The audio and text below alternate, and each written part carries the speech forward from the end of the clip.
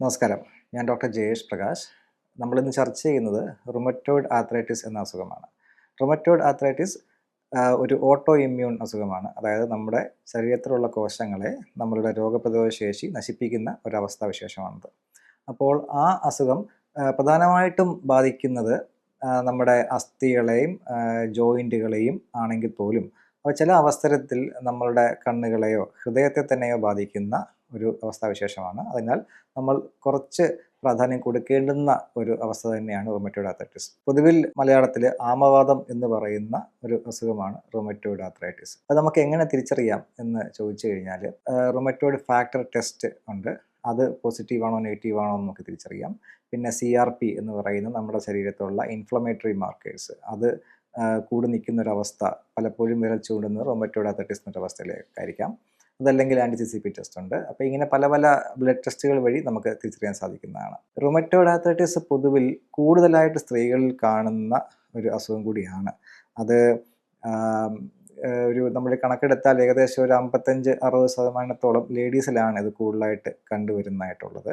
Rheumatoid ആർത്രൈറ്റിസിനെ നമ്മൾ ചികിത്സിക്കാതെ ഇരുന്നാൽ ഉള്ളൊരു ബുദ്ധിമുട്ടെന്ന് വെച്ച് കഴിഞ്ഞാൽ പലപ്പോഴും നമ്മുടെ ശരീരത്തിൻ്റെ ജോയിൻസിനെ അത് വളരെ വികൃതമാക്കാൻ സാധ്യതയുണ്ട്. കാരണം ചികിത്സയില്ലാതെ ഇരിക്കുമ്പോൾ നമ്മുടെ ജോയിൻസിൻ്റെ തരുണാസ്ഥികളെ ഇവ നശിപ്പിക്കുകയും ജോയിൻസിൻ്റെ ഷേപ്പ് തന്നെ മാറിപ്പോയി നമ്മുടെ പ്രത്യേകിച്ചും കൈകാലുകളുടെ വിരലുകളുടെയൊക്കെ ജോയിൻസിൻ്റെ ഷേപ്പ് തന്നെ മാറിപ്പോയി സാധാരണ നമുക്ക് നടക്കാനോ ഇരിക്കാനോ ബുദ്ധിമുട്ടുള്ളൊരവസ്ഥയിലേക്ക് എത്തിക്കുന്നൊരു അസുഖം കൂടിയാണ് റുമറ്റോയ്ഡ് ആർത്രൈറ്റിസ്.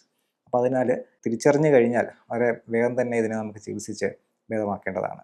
പൊതുവിലായിട്ട് കാണാവുന്ന മറ്റൊരു സിംറ്റം അതായത് നമുക്ക് രാവിലെ എഴുന്നേൽക്കുമ്പോൾ ഒരു പിടുത്തം, നമ്മുടെ ചെറിയ ജോയിൻറ്റുകൾക്കൊക്കെ ഒരു പിടുത്തം വന്ന് തുടങ്ങുന്നത് കാണാവുന്നതാണ്. അതോടൊപ്പം ഒരു വിശപ്പില്ലായ്മ, എപ്പോഴും ഗ്യാസ് നിറഞ്ഞിരിക്കുന്ന ഒരവസ്ഥ നമുക്ക് കാണാം. ശരീരത്തിൽ അകാരണമായിട്ട് പലയിടത്തായിട്ട് വേദന, നീർക്കെട്ട് തുടങ്ങിയ അവസ്ഥകളും റുമറ്റോയ്ഡ് ആർത്രൈറ്റിസിൽ നമുക്ക് കാണാവുന്നതാണ്. ഇതിന് ആയുർവേദത്തിൽ നമുക്ക് ചികിത്സ ഒരു ദീപനപാചനപരമായിട്ടുള്ളത്, അതായത് നമ്മുടെ ശരീരത്തിലെ ഈ ഒരു ധാത്വാഗ്നിയെ ഒന്ന് ജ്വലിപ്പിക്കുക, അതുവഴി ശരീരത്തിൽ അടിഞ്ഞു കിടക്കുന്ന ആമവാദം എന്ന് പറയുമ്പോൾ അതിനകത്ത് ആമത്വം എന്ന് പറയുന്നൊരു കൺസെപ്റ്റ് ഉണ്ട്. അതായത് നമ്മുടെ ശരീരത്തിലെ ആ ധാതുക്കൾ ശരിയാവണ്ണം പതിച്ച് അടുത്ത ധാതുവായി മാറാത്തൊരവസ്ഥ, അന്നേരമാണ് ഈ ആമവാദം ഉണ്ടാകുന്നതെന്നാണ് ആയുർവേദപരമായിട്ടുള്ളത്. അപ്പോൾ ആ ഒരു ബുദ്ധിമുട്ട് മാറ്റാൻ വേണ്ടി ദീപനപാചനപരമായിട്ടുള്ള മരുന്നുകൾ കൊടുത്തുകൊണ്ട് ചികിത്സ ആരംഭിക്കുകയും അതോടൊപ്പം പുറമെ നമുക്ക് ചികിത്സിക്കാനുള്ളത് എണ്ണ ഇടാതെയുള്ള ഒരു ചികിത്സയാണ്. അതായത് ഈ നമ്മുടെ ജോയിൻസിനൊക്കെ ആ സ്റ്റിഫ്നെസ് ഉള്ളപ്പോൾ മോർണിംഗ് സ്റ്റിഫ്നെസ് എന്നാണ് പറയുക അതിന്. ആ സമയത്ത് നമുക്ക് എണ്ണ ഇട്ട് കഴിഞ്ഞാൽ പലപ്പോഴും എണ്ണയിട്ട് നമ്മളെന്നാൽ ഒരു കുഴമ്പ് തേച്ചൊന്ന് തിരുമിയേക്കാം എന്ന് വെച്ച് കഴിഞ്ഞാൽ പലപ്പോഴും ഈ അസുഖം വർദ്ധിക്കുന്നതായിട്ട് കാണുന്നുണ്ട്. അപ്പോൾ ആ അവസ്ഥ ഒഴിവാക്കാൻ വേണ്ടി ഈ മണൽ ചൂടാക്കുക അല്ലെങ്കിൽ ഉപ്പ് ചൂടാക്കുക തുടങ്ങി വെച്ചുകൊണ്ട് ഡ്രൈ ഹീറ്റ് ആപ്ലിക്കേഷൻസ് കൊടുത്തു കഴിഞ്ഞാൽ പലപ്പോഴും വളരെ പെട്ടെന്ന് തന്നെ ആ ഒരു മോർണിംഗ് സ്റ്റിഫ്നെസ് നമുക്ക് ഈസ് ആവുന്നത് കാണാം. റുമറ്റോയ്ഡ് ആർത്രൈറ്റിസിൽ നമ്മൾ മറ്റൊരു ആംഗിൾ കൂടി നോക്കണം. അതായത് നമുക്ക് ഇതിൻ്റെ ആ ഒരു സൈക്കോസൊമാറ്റിക് ആംഗിൾ ഈ അസുഖത്തിനുണ്ട്. അതായത് നമുക്ക് സ്ട്രെസ്സ് കൂടുതലായിട്ട് വരുമ്പോൾ റുമറ്റോയ്ഡ് ആർത്രൈറ്റിസിൻ്റെ ലക്ഷണങ്ങൾ വളരെയധികം വർദ്ധിക്കുന്നതായിട്ട് കാണാവുന്നതാണ്. അപ്പോൾ ആ ഒരു അവസ്ഥയിൽ നമുക്ക് ആ ഒരു മനസ്സിന് ഒരു ശാന്തി പകരുന്ന തരത്തിലുള്ള ചികിത്സകളും കൂടി റുമറ്റോയ്ഡ് ആർത്രൈറ്റിസിൻ്റെ കാര്യത്തിൽ ചെയ്യേണ്ടതുണ്ട്. ഇത്തരത്തിൽ നമുക്ക് പൂർണ്ണമായും ചികിത്സിച്ച് മാറ്റാൻ കഴിയുമോ എന്ന് ചോദിച്ചാൽ ഒരു ഉത്തരമില്ലാത്തതും, എന്നാൽ നമുക്ക് വളരെയധികം ബുദ്ധിമുട്ടില്ലാതെ മാനേജ് ചെയ്തുകൊണ്ട് പോകാൻ പറ്റുന്നതുമായിട്ടുള്ള ഒരു അസുഖമാണ് റുമറ്റോയ്ഡ് ആർത്രൈറ്റിസ്.